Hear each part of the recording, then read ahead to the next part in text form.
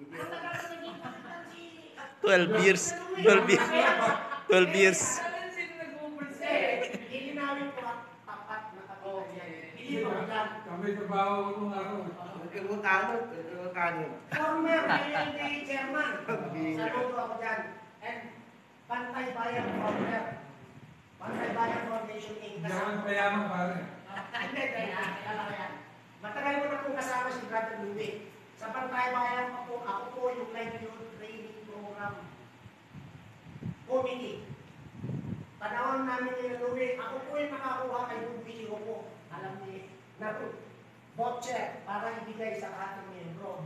So ito po, nandito si Brother Robert, nandito si Brother Diego, okay? Nandito si Brother Rene, nandito po kayo, may mga tao na po kayo. Ang kailangan lang po natin, simple lang. Sino may kakilala kay Mayor? Taas ang kamay.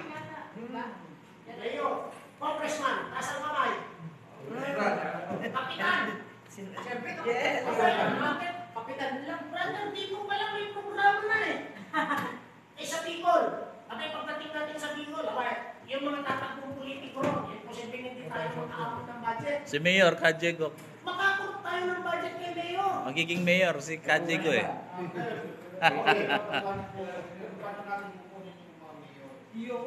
Ito po, ang pagkuha po ng budget, lahat po yan, bigyan nyo ng project proposal.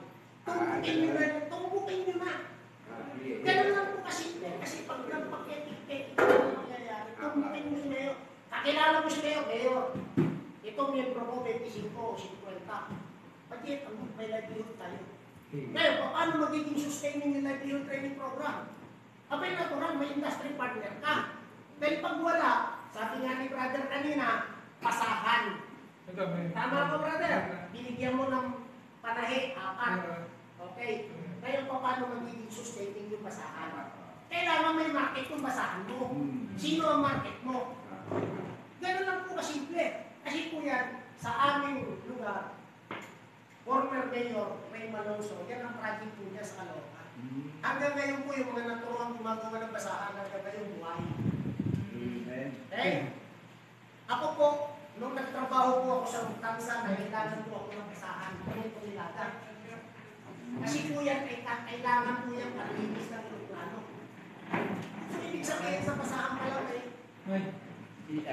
Meron na. may pera sa basahan. Meron na. Lahat ng mekaniko gumagamit ng basahan. Lahat ng driver gumagamit ng basahan. Tama mali? Tama. So ito lang po. Buhay na yung 4 na nabigyan ng makina ni brother.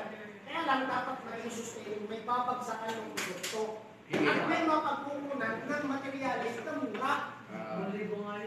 Ganun po simple. Pero mo 10,000 maliit pa. Tapos sa materialis, libre. Kita mo libre. Kaswerte nun! Kaswerte nun po. Magtahi na lang sila, magtahi. So, lahat po ng training program, wala pong problema. Basta may address lang po natin ng tama. Based on the project proposal ng group.